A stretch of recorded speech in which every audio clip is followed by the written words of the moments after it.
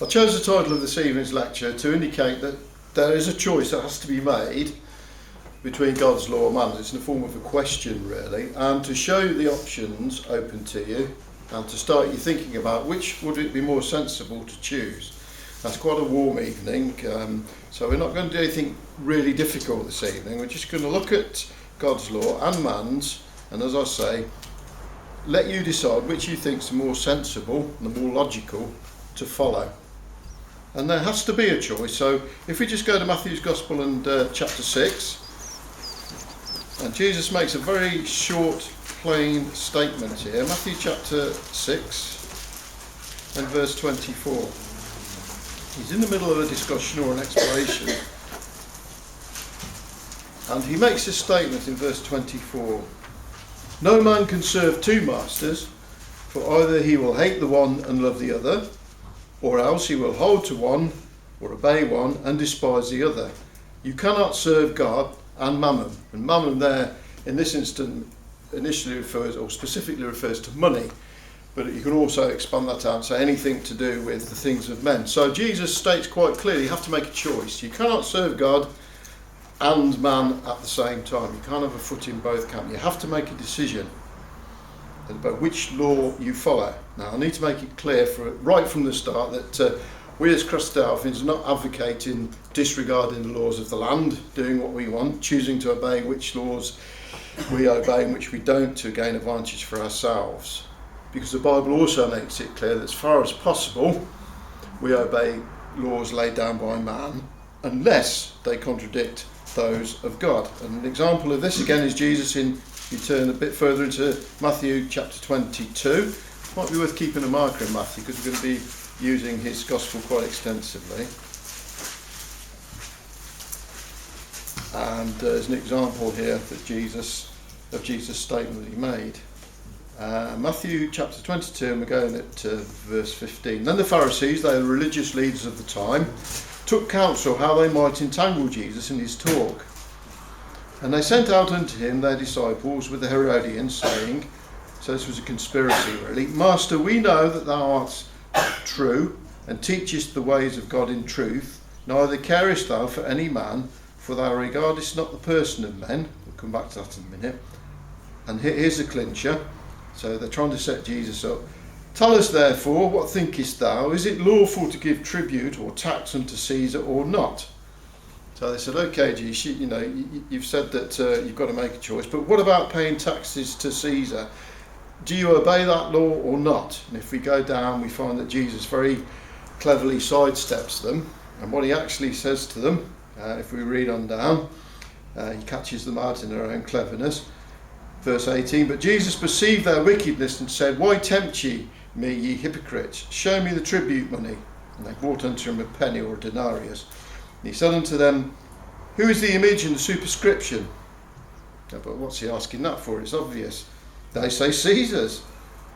Then saith he unto them, render or give therefore unto Caesar the things which are Caesar's, and unto God the things that are God's. So that again, there's a difference, isn't there? Yes, you give the things of man to men, you obey the law when you can, but if it's God's, it's God's. So again, there's a definite choice to be made.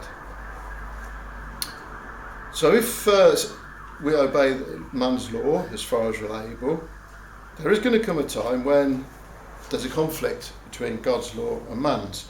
And we can go back to the Old Testament to see an example of this in Daniel, the book of Daniel. Because Daniel believed very strongly in God, his faith was great. And if we go into Daniel chapter 6, we find Daniel in a similar situation to Jesus, as we've just looked at. The leaders of Daniel's, they were trying to catch him out. They thought, here's someone who could be a bit of a troublemaker, we're going to catch him out in his own words. Let's go in at verse 4. Then the presidents and princes sought to find occasion or accusation against Daniel concerning the kingdom, but they could find none occasion nor fault, for as much as he was faithful, neither was there any error or fault found in him. So they couldn't find anything that Daniel had done that was illegal, so to speak, in their own law. So So I thought, what are we going to do? Then they said, these men, we shall not find any occasion against this Daniel, except we find it against him concerning the law of his God. So they tried to change the tables round, as it were. Then the presidents and princes assembled together the king, and said thus unto him, King Darius, live forever. All the presidents and the kingdom, the governors and the princes, councillors, captures, consulted together to establish a royal statute, a new law, and to make a firm decree that whosoever shall ask a petition or pray to any god or man for 30 days, save of thee, O king, he shall be cast into the den lion. So they thought, okay, we can't catch Daniel out on the current laws, we'll make a new one and we'll catch him out on that. So they said to the king, look, you need to make a law that if anybody prays to a god over the next 30 days, they'll be cast into the den of lions. And the king, very foolishly, without really thinking about it, agrees to this. Wherefore King Darius signed the writing and the decree. Verse 10, and when Daniel knew that the writing was signed, he went into his house, and his windows being open in his chambers toward Jerusalem, he kneeled down upon his knees 3 times a day and prayed and gave thanks before his God, as he did aforetime. So Daniel didn't think, oh, they brought this new law, I'm going to flaunt it immediately. This was something he'd already been doing, and very clever these men had picked up on that, hadn't they? So they made Daniel really disobey the law of the land, which is quite crafty, isn't it? So read on down, so they go running off to the king, and they say, this man is flaunting, this Daniel that you hold in such high esteem, he's flaunting the law that you've just made. And if you read on down, you find that it backfires on them, and Daniel is saved by God.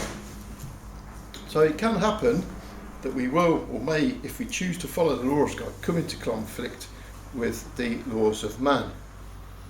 Now hopefully we'll never perhaps have to make such a drastic choice as Daniel did, with such drastic consequences. But maybe if we go to Acts chapter 5, we may find ourselves in this situation. Acts chapter 5. And at the moment I'm only talking about Britain or England where we live now. Acts chapter 5. And we're going at verse 25, I think. Acts chapter 5. Exactly, well, very similar scenario. The leaders of the time, this is Peter and John had been proclaiming the gospel, preaching the gospel. And the leaders of the time, just at the same time as Daniel and Jesus, they weren't happy about it. It says, verse 25, then came one and told them, saying, the leaders, behold, the men whom ye put in prison are standing in the temple and teaching the people. Then went the captain with the officers and brought them without violence, for they feared the people, lest they should have been stoned. And when they brought them, they set them before the council, and the high priest asked them, saying, did we not straitly command you that you should not teach in his name, Jesus' name? And behold, we have filled Jerusalem with your doctrine, and intend to bring this man's blood upon us. Says, we've told you that what you're doing is illegal. We put you. You're not listening to what we're saying. You're breaking the law of the land or the religious laws of the time. And Peter's answer is exactly what we've been saying. And Peter and the other apostles answered and said, we ought to obey God rather than man. So it's very clear, isn't it? Okay? We must obey the law of the land unless it contradicts those of God's. And if we choose to do that, make that choice, there may be consequences to it. Let's have a look at 2nd of Corinthians, just to the second letter to Corinthians in chapter 11.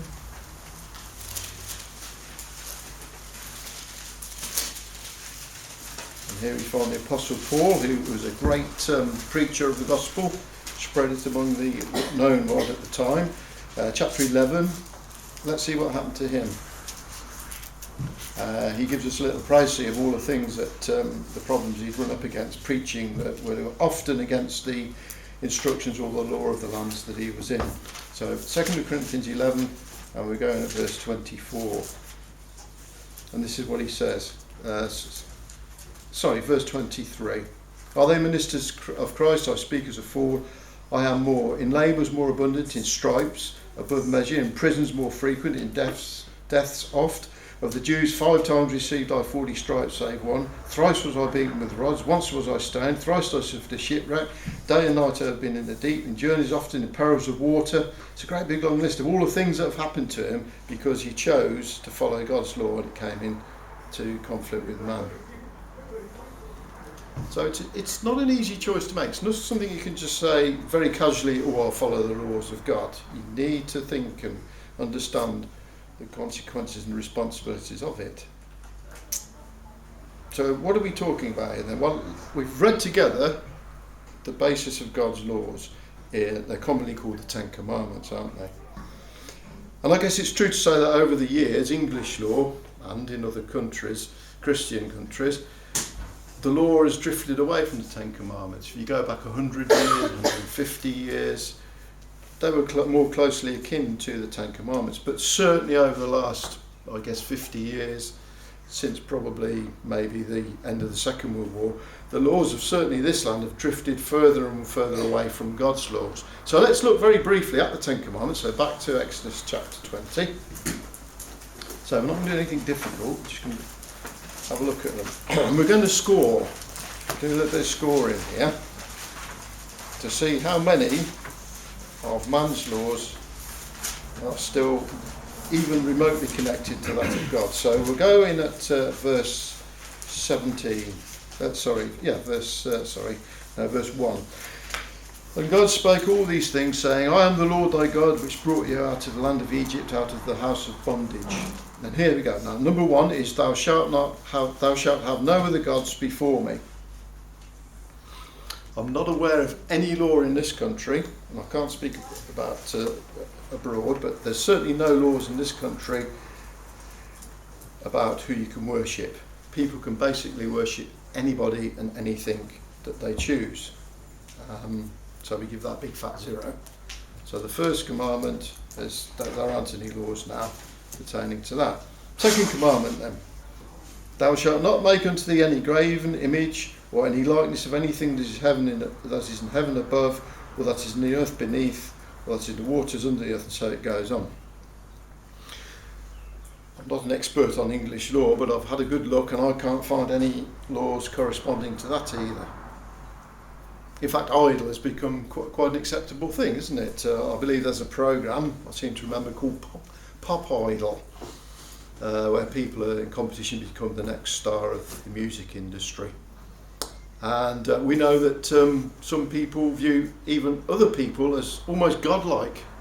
For example, followers of Elvis Presley. He still has a group of fanatical followers, even though he's dead. If you believe he's dead, some people even go as far as to say he's not actually dead, he's living somewhere else. So you can make an idol of anything you wish, anything at all. So again, the second commandment scores 0. Third one, thou shalt not take the name of the Lord thy God in vain, for the Lord will not hold him guiltless that taketh his name in vain. Now, up until 2008, there was actually the law of blasphemy in the British law statutes. And I looked this up, and there were pages and pages of it. It goes all the way back into medieval times, the law of blasphemy. There were some very well-known test cases for many centuries. You could pick them out. But we find that the last person in Britain to be sent to prison from blasphemy was John William Gott on December the 9th, anyone would like to guess? 1921. Mr. Gott had 3 previous convictions for blasphemy when he was prosecuted for publishing 2 pamphlets entitled Rib Ticklers or Questions for Parsons and God and Gott. In these pamphlets, Gott made fun of the biblical story of Jesus entering Jerusalem, comparing Jesus to a circus clown who was found guilty, sentenced to 9 months hard labour. But then in 1949, Lord Denning made a speech, placed the blasphemy laws in the past, saying that it was thought that the denial of Christianity was liable to shape the fabric of society. There is no such danger anymore, and that the law offensive of blasphemy is a dead letter. And that's when people started to campaign for the law of blasphemy to be abolished. It took quite a while, and some of you may remember some incidences. There was a film that was called The Last Temptation of Christ, where some churches tried to bring the blasphemy law against the film. They failed. And then in 1998, the Human Rights Act 1998 requires the courts to interpret the law in a way that is compatible with the Convention for the Protection of Human Rights and Fundamental Freedoms. The offence of blasphemous libel is believed to be contrary to the freedom of speech, and so you get the picture. It's starting to creep in. We want to get rid of this law of blasphemy. We don't think. And when the BBC decided to broadcast a programme called Jeremy Springer the Opera in 2005, they received over 63,000 complaints from offended Christians. There was one scene depicting Jesus professing to be a bit gay. The fundamentalist Christian Voice group sought a private blasphemy prosecution against the BBC, but the charges were rejected by the City of Westminster's Magistrate Court because it was an outdated law. They felt that they couldn't proceed with it. And then, as the final nail in the coffin, in January 2008, a spokesman for Prime Minister Gordon Brown announced that the government would consider supporting the abolition of the blasphemy laws during the passage of Criminal Justice and Immigration Bill. The government consulted with, this is a strange bit, the government consulted with the Church of England and other churches before reaching a decision. The move followed a letter written to the Daily Telegraph at the instigation of MP Evan Harris and the National Secular Society, and was signed by leading figures, including, rather bizarrely, Lord Carey, former Archbishop of Canterbury, who urged that the law be abandoned. Then in March the same year, peers voted for the law to be abandoned, and on May 8th, 2008, the Criminal Justice and Immigration Act abolished the offence of blasphemy and blasphemous libel in England and Wales with effect from the 8th of July 2008. So again, we give that commandment a 0. You see the influence of man there. Man said, we don't like this law, this is not suitable for us, we'll get rid of it. We don't have anything to do with God or anything like that, we'll take it out of the statute books. So that was that one. Then we come on to the next one.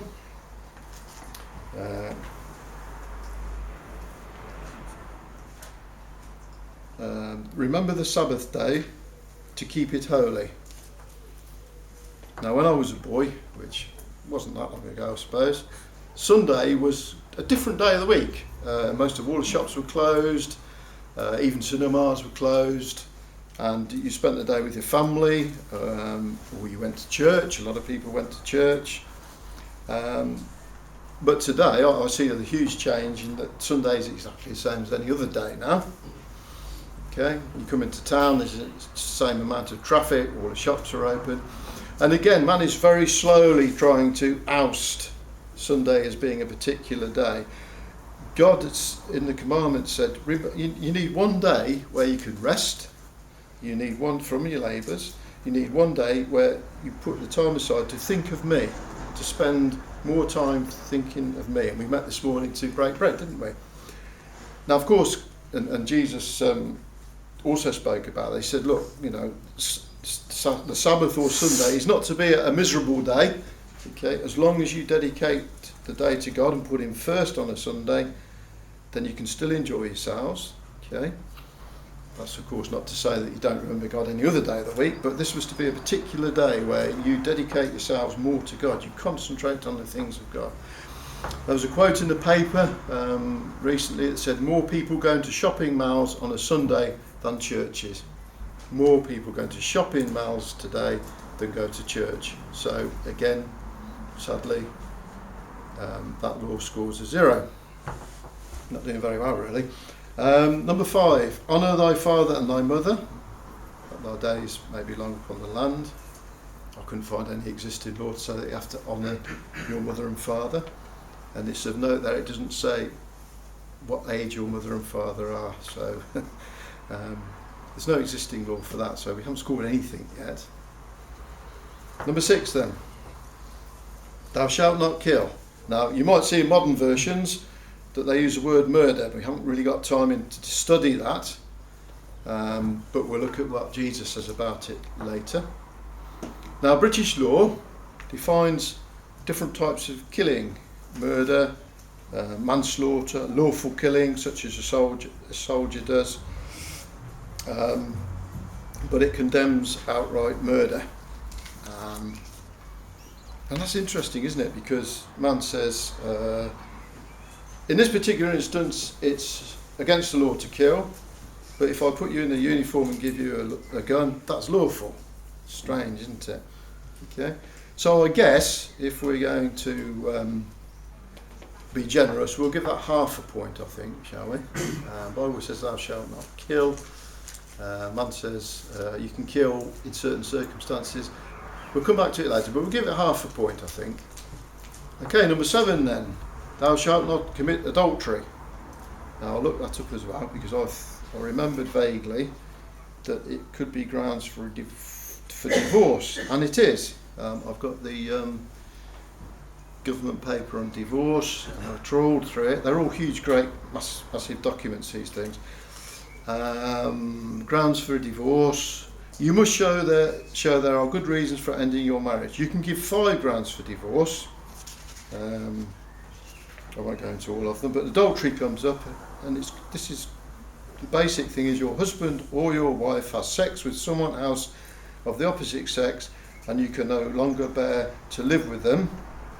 I think that's straightforward enough.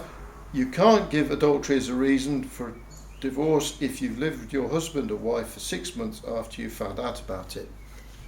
Well, okay, so that puts a bit of a fly in the ointment, doesn't it? So basically it's saying, if you discover or you find out that your partner, your husband or wife has had sex with somebody of the opposite sex, then you can use it for grounds of divorce.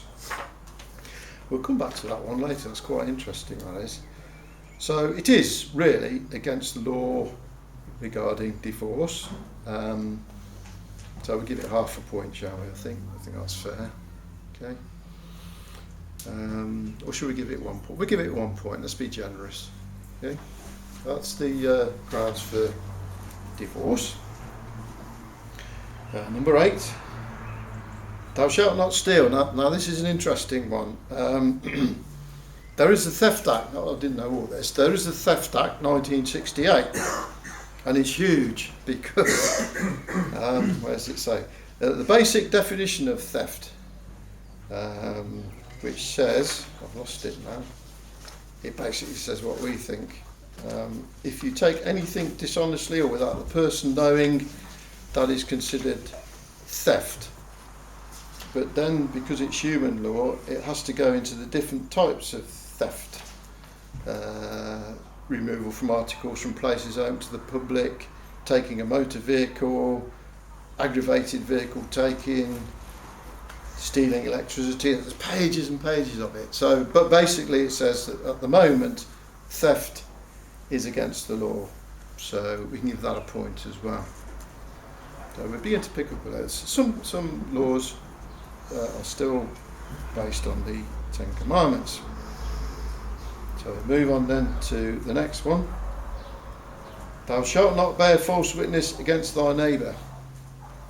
And again, I thought about it. I thought that's called perjury, isn't it, in court? So I looked up the Perjury Act, 1911, and here it is. And this is a definition of perjury. If any person, in giving any testimony, either orally or in writing, otherwise than on oath, where required to do so by an order under Section 2, blah, blah, blah, which is known to be false in a material particular, or which is false in a material particular, and which is not believed to be true, he should be found guilty of the offence of perjury and liable on conviction, on indictment, to imprisonment for a term not exceeding 2 years, or a fine, or both. And then there's pages and pages about what sort of perjury you can be accused or found guilty of. So we'll give that a 1 as well. And let's move on to the last one. Thou shalt not covet thy neighbour's house, thou shalt not covet thy neighbour's wife, nor his manservant, nor his maidservant, nor his ox, nor his ass, nor anything that is thy neighbour's. Well, it'd be almost impossible to have a law, because how do you know somebody's coveting something that belongs to you? The only time I guess it might be liable to prosecution if it leads to theft, murder, adultery, etc. So I'd have to give that a 1. There isn't actually a law I'm aware of that says you can't covet things. So I make that a score, if we're being generous, of 3.5 out of 10. It's not very good, really, is it? It's not. So you can see how far, and it continues to be a bigger gap, a drift away from the laws of God.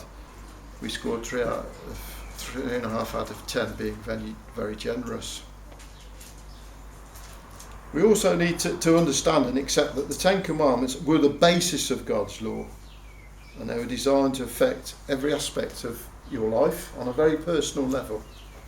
And as I said earlier, Jesus expanded on the Ten Commandments several times during his ministry to show, most importantly, that it was the spirit of the law that was more important than just blindly obeying the words on a page. Now, it's very easy not to steal, it's perhaps easier not to kill, but there's more to it than that. Let's quickly go to Matthew chapter 23.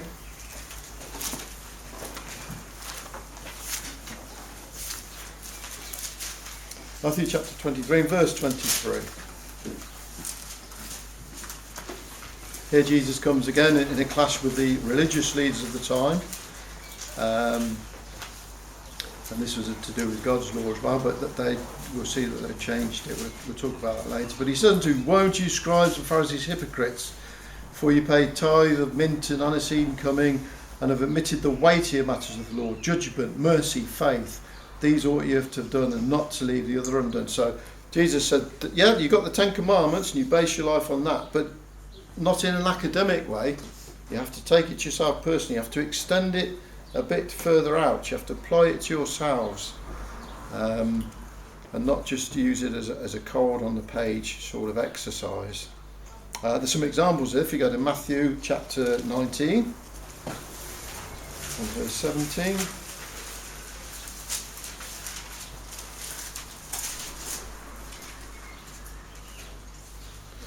And behold, one came and said unto him, verse 16. Behold, one came and said unto Jesus, "Good master, what must I do that I may enter eternal life?" And he said unto him, "Why callest thou me good? There is none good but God, but one, that is God. But if thou wilt enter into eternal life, keep the commandments." And he said unto him, "Which?" Jesus said, "Thou shalt not do no murder, thou shalt not commit adultery, thou shalt not steal, thou shalt not bear false witness, honour thy father and mother." We've looked at these. "Thou shalt love thy neighbour as thyself." And the young man was there. He got the answer straight away. He probably thought, "I'm on a winner here." The young man said, "All these things have I kept from my youth up. What lack I yet?" Jesus said, "If thou wilt be perfect, go and sell that thou hast and give to the poor. Thou shalt have treasure in heaven. Come and follow me." So take it a step further. You obey the law, that's great, but you need to take it a step further.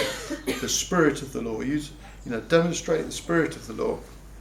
When the young man heard these sayings, he went away sorrowful, for he had great possessions. Go to Matthew 5.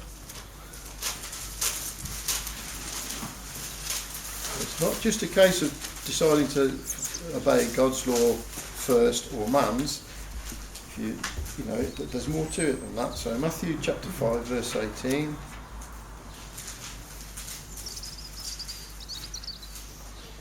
"For verily I say unto you, till heaven and earth pass, not one jot or tittle shall in no ways pass from the law till all be fulfilled.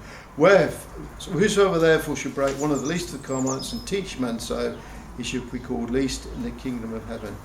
For I say unto you that except your righteousness shall exceed the righteousness of the scribes and the Pharisees, ye shall in no case enter the kingdom of heaven." So he said, look at the religious leaders of the time, look at the rulers of the time.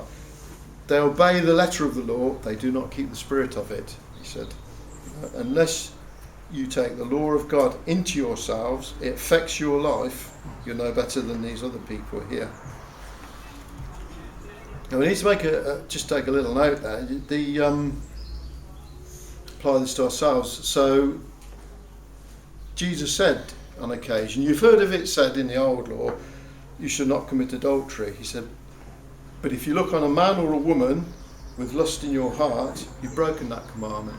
Okay, so you need to control it. You need to take it to yourselves. And then he took another example and said, you've heard of it said you should not kill. But if you're really angry with somebody without cause, then you're killing in your heart, you're committing murder in your heart. So the law of God is not just written on pages, it applies to us. We've got to put it into practice. They're very hard-hitting statements. We have to take personal responsibility for actions and go against what is termed our human nature. Now you might be thinking, well, that's all very well and I accept that, or part of it, or whatever. But if the law of God's so harsh from a human point of view, why bother trying to live by the law of God? Why not just stick to man's? Which man's law, I guess, is an easier option. You can get away with things. You have to be found out with manslaughter. You have to be discovered, don't you? So what I would like to do for the second part is look at some aspects of both God's law and man's, and again see which it would be most logical to follow. Now, the complexity of both laws. Anybody in the room who's been involved in any way with our current legal system knows it's a minefield. Very complex. Even the simplest thing can become mind-blowingly difficult. In fact, the wording of a lot of legal documents, which I trawled through for this talk, is written in such a way to cause those outside the profession to read it several times before you actually begin to understand what it's saying a lot of the time. And even professionals working the judicial system, they train for years, don't they? Once they've completed the basic training, then they go to specialise in a certain area of law, don't they? Much as doctors become specialists in a particular branch of medicine. So man's law is very, very complex. God's law is very simple, really. And anyone of average intelligence can understand the gospel message. Jesus was asked a question by a lawyer, a specialist in the law of Moses, religious leaders of that time, about the law. Now, they'd taken the law of God and they made it extremely complex and a burden for the people of the time. Ordinary people gave up. So I can't understand the law of God now, it's too difficult. And sadly, a lot of mainstream churches have made God's law equally complex and incomprehensible to a lot of people. Let's go to Matthew chapter 22. The gospel message is very simple. It's men and women that make it complex. Matthew 22, and let's go in at verse 34.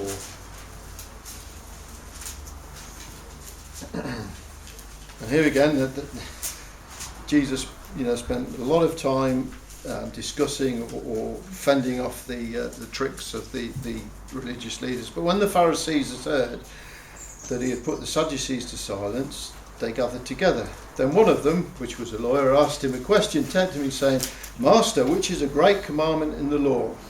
Now they, as I say, the religious leaders made it extremely complex. I thought this is going to be a good one. Jesus' answer is very simple. Jesus said unto them, "Thou shalt love the Lord thy God with all thy heart, with all thy soul, and with all thy mind. This is the first and great commandment. And the second is like unto thou shalt love thy neighbour as thyself. On these two commandments hang all the law and the prophets." So he said, 10 commandments are there, which is, I'm not going to argue with that, but the basic law of God is you will love the Lord, the God, with all your heart, and your neighbour as yourself. And that's it. Everything else is based on that. That's all you need to know, really, and you start adding on to it as your understanding grows. But if you understand that, then you have the message of God and the gospel. And Jesus actually condemns very strongly those that try to change God's law. Mark chapter 7.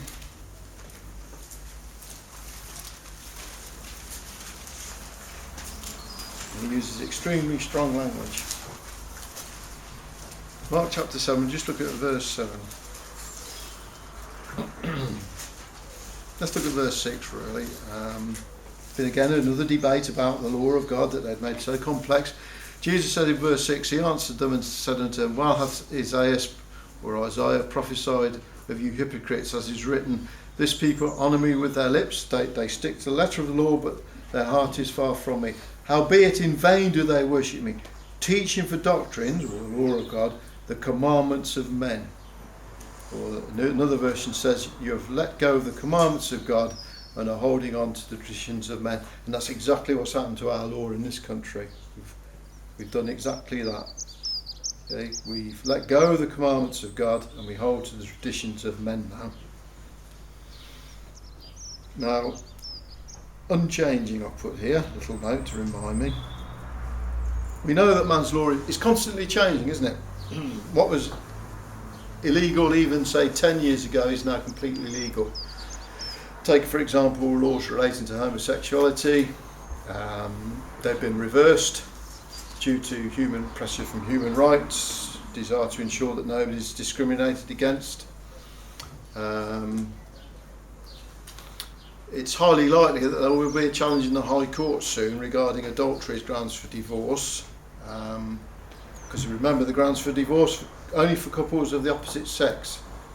Okay? It's likely, very likely, that soon it will be changed to include same-sex couples. So the law is changed. Okay?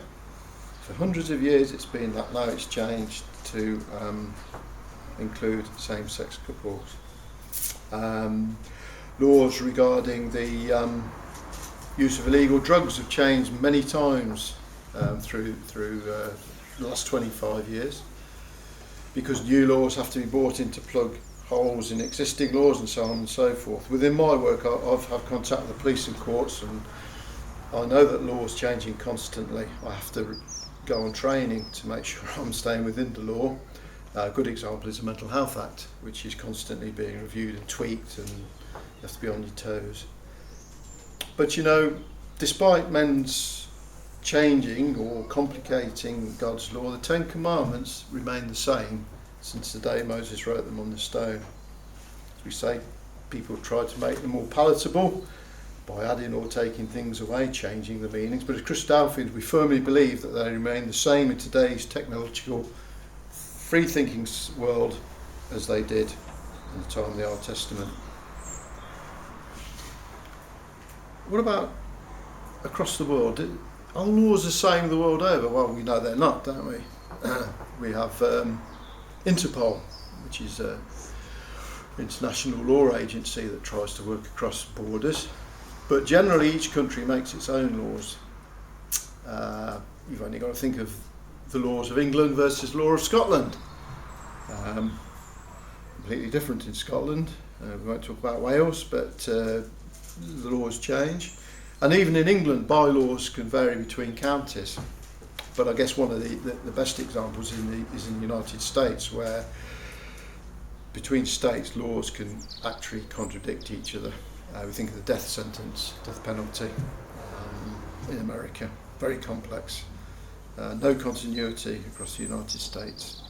But God's law is a truly international law. If we go to Acts of the Apostles,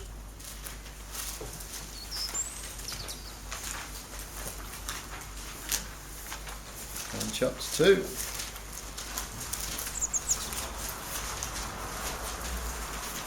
And here we find the time of Pentecost, where the apostles are given the Holy Spirit, and there's lots of crowds of people in Jerusalem going into Jerusalem from all over the world. Let's go in at verse 5. And there were dwelling at Jerusalem Jews, devout men out of every nation under heaven. Now when this was noised about, the multitude came together and were confounded, because that every man heard them speak in his own language. And then there's verse 7, and they were all amazed and marvelled, saying to one another, Behold, are not all these which speak Galileans? And how hear we every man in our own tongue? And then it gives you a long list of all the places in the known world that people came from. Okay, so the gospel right from the start was intended to be spread throughout the world, and God gave the apostles special powers to enable them to do that. We've looked at Paul. He carried on the work, didn't he? And God's law was spread across the world, and still continues to be so.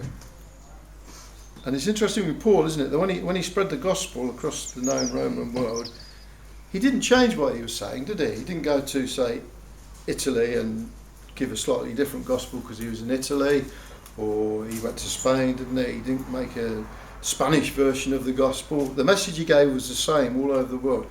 The laws and commandments that were included were the same, and that's exactly what God has intended. that it should be wherever in the world you are, you receive the same message. But as we've already pointed out, unfortunately, man, because he thinks he knows better, has tried to change the gospel message.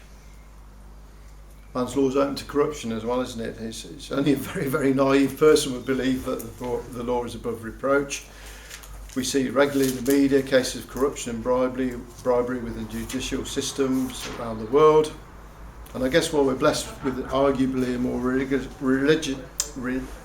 rigorously motivated and honest system in Britain, it's still far from perfect.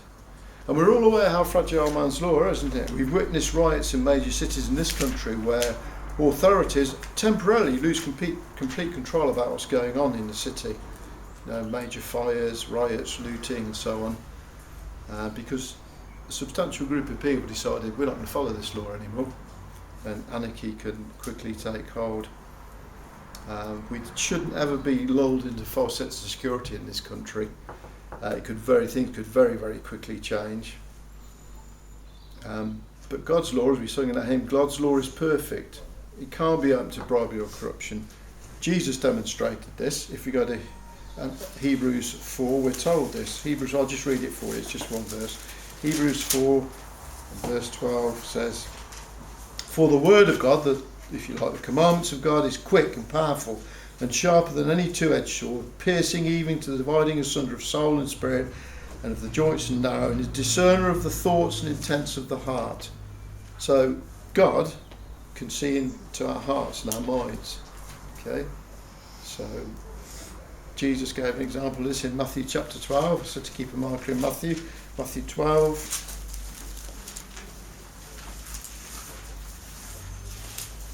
And let's go in at verse 24. Matthew 12, verse 24. And here again, don't seem to be picking on the Pharisees, but they're a good example. The Pharisees heard Jesus speaking and said, "This fellow doth cast out devils by Beelzebub, the prince of devils." And Jesus knew their thoughts and said unto them, "Every kingdom divided against itself." So Jesus could perceive and understand and see man's thoughts. So God's law cannot be corrupted. Okay, it's there. If we try to do it, then God will see into our hearts. Is the law enforced equally for everybody?